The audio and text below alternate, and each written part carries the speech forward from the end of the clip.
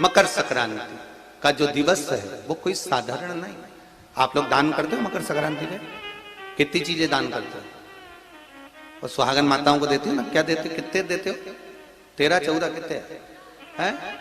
14। कौन से पुराण में लिखा है कि 14 चीज देना चाहिए? अरे बोलते जाओ जरा जल्दी जल्दी, बड़ी मुश्किल से तो पकड़ाई में आते हो तुम शिवरी नारायण वालों। 14 चीजें दान देना है।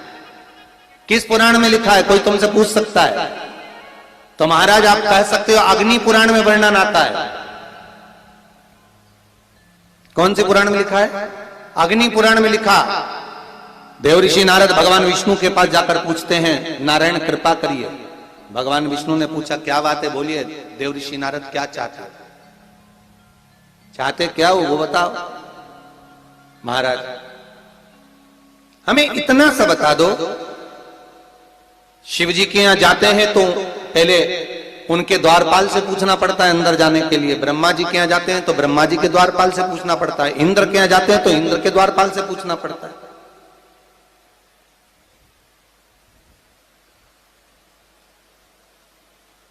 हम जितनी भी जगह जाते हैं तो कोई ना कोई द्वारपाल से हमें पूछना पड़ता है अंदर जाने के। भगवान देवऋषि नारद कह रहे हैं नारायण से कुछ ऐसी कृपा कर दो कि हमें किसी से आज्ञा लेना ही नहीं पड़े। भगवान विष्णु तो उनकी बात को बस थोड़ा सा सुने और अंदर चले गए। नारद जी को लगा हमारा तो कोई जवाब ही नहीं दिया। नारद जी वहीं पर टिक गए, खड़े रहे, नाम जाप करते रहे। विष्णु वापिस आए और देवऋषि नारद से कहा एक काम करो, जब सूर्य मकर में प्रवेश करते हुए उत्तरायण की ओर जावे, उस घड़ी उस पल में देवऋषि नारद तुम 14 बार भगवान के नाम का, शिव नाम का दान दे दीजिए। भगवान नारायण के नाम का, राम नाम का, कृष्ण नाम का दान दे दीजिए। अब देखो यहां पर यह नहीं लिखा कि प्लास्टिक का डब्बा दो। समझ लेना जी हो अच्छे से कि लोगों ने दान को कितना भ्रष्ट कर दिया वो बताया जा रहा है। अग्नि पुराण में यह नहीं लिखा कि तुम प्लास्टिक की चाय की चन्नी दो 14, बाल्टी दो 14, या प्लास्टिक का डब्बा दो 14 है। यहां पर यह नहीं लिखा है कुछ भी हो। यहां क्या लिखा अग्नि पुराण में कि मकर संक्रांति के दिन जब सूर्य उत्तरायण भाव में प्रवेश करे, मकर में जावे, उस समय पर देवऋषि नारद तुम्हारे मुख से अगर 14 बार भगवान के नाम का दान 14 जीवों को दे आओगे तो किसी भी देवता के पास जाओगे तुम्हें परमिशन की जरूरत नहीं पड़ेगी, तुम डायरेक्ट प्रवेश कर जाओगे। डायरेक्ट। अब तुमको अगर बैकुंठ में डायरेक्ट प्रवेश करना हो तो बिना पूछे, तो उसके लिए कहा ही मकर संक्रांति पे दान दो। तो किस चीज का दान देना है महाराज? प्लास्टिक का डब्बा नहीं, बाल्टी नहीं, चन्नी नहीं, फिर किस चीज का दान? तो कहा अगर देवर्षि नारद आप दान दे रहे हो तो 14 नाम का दान दीजिए। 14 जीवों को नाम का दान दे दो, भगवान के नाम का भजन करो। और अगर संसार के लोग दान दे तो किस चीज का? तो के अन्न से बड़ा कोई दान। लोग कहते हैं कि सूर्य की उत्तरायण का क्रम है, ये क्रम है, ये पूजन का क्रम है, तिल्ली के लड्डू का क्रम है, हैं?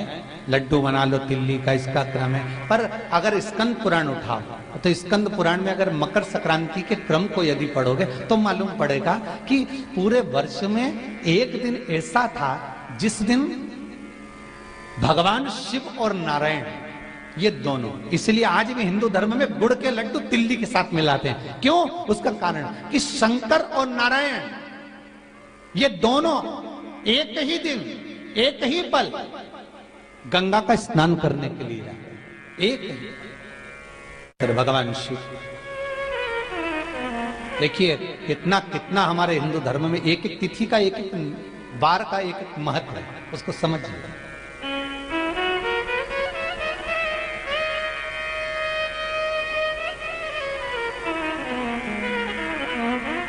माता लक्ष्मी भगवान नारायण और भगवान शिव को स्नान के लिए गुप्त रूप से झांकती है।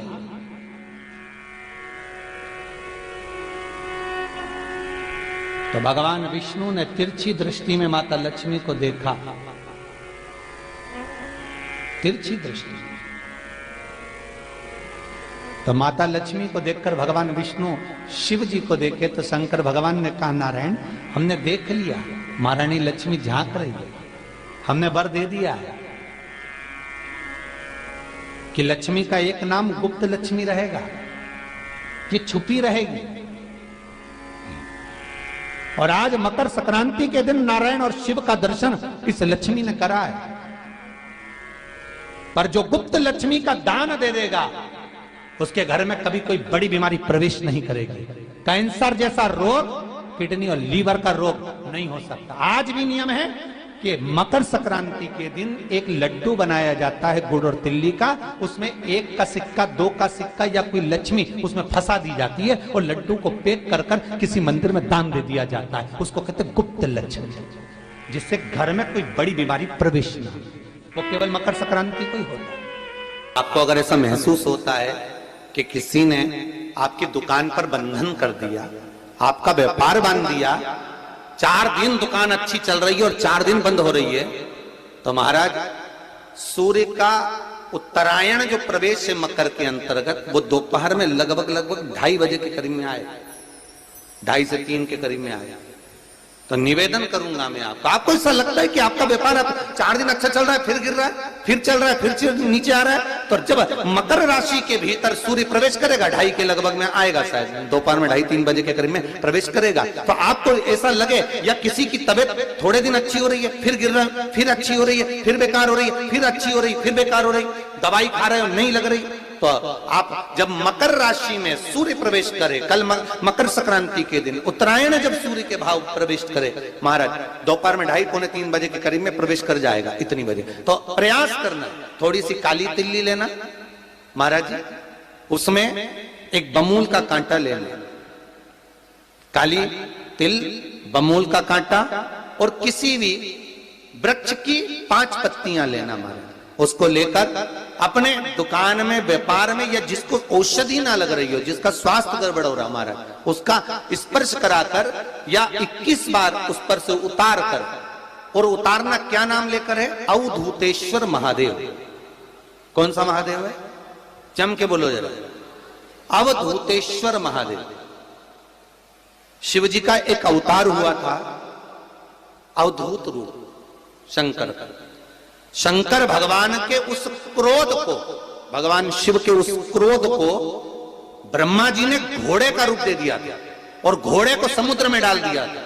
उस घोड़े से जलंधर हुआ था, फिर जलंधर का विवाह वृंदा से हुआ था। अर्थात शास्त्र कहता है कि अवधूतेश्वर महादेव का जो रूप है वो रोग का निवारण करने के लिए, व्यापार की वृद्धि को आगे बढ़ाने के लिए। आप लोगों ने कहीं कहीं देखा होगा, किसी किसी के ऑफिस में देखा होगा कि वास्तु शास्त्री कहते हैं कि दौड़ते हुए घोड़े का फोटो लगाओ। सुना है कि नहीं सुना? अरे बोलो तो, सुना है कि नहीं सुना? किसी वास्तु वाले के पास जाओगे ना तो वो कहेगा तुम्हारा ऑफिस अच्छा नहीं चल रहा ना, तो दौड़ते हुए घोड़े का फोटो लगाओ। जो घोड़े 4-5 घोड़े दौड़ रहे हैं उनका फोटो लगा। क्यों कहते हैं वो?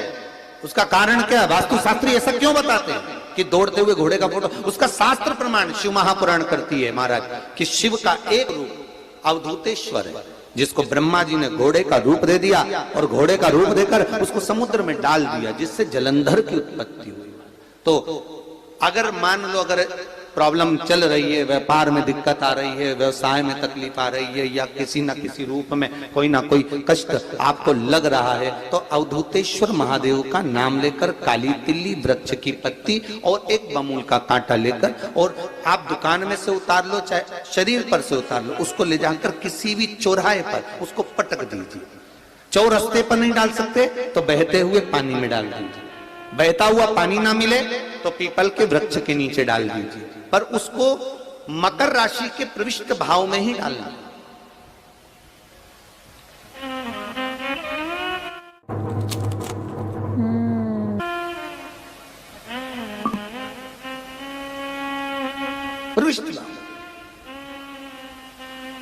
हमारे हिंदू धर्म में जितने भी त्योहार आते हैं ना, ये त्योहार कोई साधारण नहीं होते। हमारे हिंदू धर्म में जितने भी त्योहार हैं ये कुछ ना कुछ हमें सुख का भान कराते। एक भी त्योहार ऐसा नहीं है हिंदू धर्म का जो कि खाली जाए। बस हम उससे दूर रहते हैं, हमें आता नहीं है। बस एक साधारण भाव में हमने त्योहार मना लिया, पर उसका महत्व हम समझें, उसको जाने कि उसकी महत्वता क्या।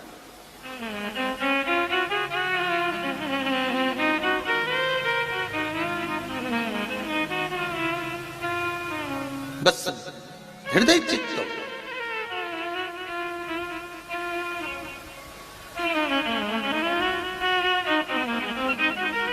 कोई किसी व्यक्ति ने मालूम पड़े कोई भूमि पर कब्जा कर लिया और नहीं छोड़ रहे, तो उसके लिए भी कल का दिन बड़ा महत्वपूर्ण है महाराज। उसके लिए भी कल का दिवस बड़ा महत्वपूर्ण है महाराज। मान लो अगर कोई कब्जा कर लिया हो और वो प्लाट या कोई दुकान कोई व्यापार की स्थान नहीं छोड़ रहा, तो उसके लिए भी कल का दिन शास्त्र कहता है महाराज जी, शमी पत्र की 5 पत्तियां। कितनी पत्तियां लेना है? 5। शमी पत्र की 5 पत्ती, बेल पत्र की 11 पत्ती। मकर राशि में प्रवेश करते समय सूर्य का स्मरण करते हुए सूर्य पे से 7 बार घुमाकर भगवान शिव का नाम मंत्र लेते हुए, जो शिव महापुराण का मूल मंत्र है, श्री, बोलिए जम के, श्री शिवाय नमस्तुभ्यम। शिव महापुराण के मूल मंत्र का स्मरण कर कर सूर्य पर से घुमाकर शंकर भगवान के शिवलिंग पर जो समर्पित कर देता है और चढ़ी हुई एक बेलपत्र शमी पत्र उस स्थान पर डाल देता है जो कब्जा नहीं छोड़ रहा, महाराज 6 महीने के अंदर वो कब्जा छोड़कर भागता नजर आता। कर्जा अगर थोड़ा भी है और थोड़ी भी मात्रा का अगर कर्जा है तो उस कर्जे को चुकाने का प्रयास करें, और अगर नहीं चूक रहा तो कल सूर्य जब मकर में उत्तरायण भाव में प्रवेश कर रहा है तो 1 लोटा पानी कलश महाराज उसमें जल भर लीजिए और जल भरकर उसमें 7 दाने चने की दाल के डाल लीजिए। 7 दाने चने की दाल के डालकर उसमें थोड़ा सा कुंकुम रौली थोड़ी सी इसमें डाल लीजिए। 3 शमी पत्र, 1 बेल पत्र उस जल के अंदर डाल लीजिए महाराज, और डालकर सूर्य नारायण भगवान को दर्शन करते समय, जल छोड़ते समय उत्तर की ओर, आपके घर से जब उत्तर का जो भाग हो उस ओर जल का भाग थोड़ा सा छोड़े। आखिरी का बचा हुआ जो जल और बेलपत्र और शमी पत्र है एक साथ जब पूणे तो जितना अपने मन में भाव हो कि हमारा इतना कर्जा है बाबा वो चूक जाए, या कोई पैसे नहीं दे रहा है उसका भी स्मरण कर सकते हैं कि हमारा इतना रुपया लेना है, और वो जल शमी पत्र बेलपत्र उसी समय पर नीचे डाल देना, उसका छींटा थोड़ा सा अपने ऊपर लेकर प्रवेश कर दे महाराज। ज्यादा से ज्यादा 5 महीने 6 महीने कहीं ना कहीं बाबा ऐसी कृपा कर देता है, कोई सहयोग, कोई धन, कोई संपदा, कोई व्यापार ऐसा बना देता है कि पैसा हाथ में आता है और कर्जा चूक जाता है। ये बाबा ही। और एक बात का याद रखना, हमें किसी से लेकर नहीं देना कर्जा, भगवान से ये निवेदन करना है हमको कि बाबा हमको ऐसा व्यापार दे, ऐसा धन हमारा खुद का दे जिससे हम अपने पैसे से कर्जा चुका। मालूम पड़े कर्ज मुक्ति के लिए कल आप लोग अर्घ अवश्य दें, सूर्य का स्मरण करें, सूर्य देवता का, और अर्घ प्रदान करें। निवेदन एक और है, मान लीजिए और है जिनके शरीर धूजता हो, अर्थात हाथ पैर में कंपन उत्पन्न होता हो, या हाथ पैर में कहीं कंपन का भाव लगता हो, ऐसा महसूस होता हो कि हाथ पैर धूजते हो, तो कल सूर्य को जब अर्घ दें तो उसमें काली मिर्ची पीस कर डालकर फिर सूर्य को अर्घ मारें। अर्घ देने के बाद में जो जल आप जमीन पर छोड़ेंगे उसका भाग थोड़ा सा अपने शरीर पर लगा लेंगे, जहां जहां पर कंपन उत्पन्न होता। या कोई डॉक्टर आपको बोल रहा है कि बाईपास करवाना पड़ेगा या कोई नस चोक हो गई हो, तो उस स्थान पर भी आप उस जगह पर भी उस जल को अवश्य लगाएं, काली मिर्ची का पिसा हुआ। कल मकर संक्रांति है, भगवान शिव के पूजन का भी दिन है। खूब प्रेम से आप खिचड़ी का दान दो, लड्डू का दान दो, अन्न दान दो, पर दान पुण्य संकीर्तन स्मरण करते रहो। और कम से कम 14 लोगों से हर हर महादेव तो कह लो, नमः शिवाय तो बोल लो, राम राम तो बोल लो, कृष्ण नाम तो बोल लो, जितना बन सके भजन। कितनी प्रतीक्षा करते करते करते करते करते करते भीष्म पितामह उत्तरायण का इंतजार करते रहे, कितनी प्रतीक्षा करते करते। जिसका परिवार टूट रहा हो, भाई भाई में झगड़ा हो रहा हो, आपस में प्रेम खत्म हो रहा हो, जहां पर देवरानी जेठानी आपस में झगड़ रही हो, भाई भाई झगड़ रहा हो, प्रॉपर्टी के लिए, धन के लिए, दौलत के लिए, संपदा के लिए, कोई किसी का मुंह फूला, कोई किसी की मुख फूला हुआ है। निवेदन है, कल मकर संक्रांति के अवसर पर 1 लोटे पानी में काली तिल डालकर और उसमें हल्दी मिलाकर शंकर भगवान को समर्पित करना। और किसका नाम लेकर? जिनसे विवाद हो रहा है, जिनको आप अपना बनाना चाहते हैं, जिनसे प्रेम बढ़े, आपस में स्नेह बढ़े, घर नहीं टूटे। मेरा तो निवेदन है, सास बहू के लिए चढ़ा दे, बहू सास के लिए चढ़ा दे, प्रेम बना रहा है, टूटे नहीं, स्नेह बढ़े।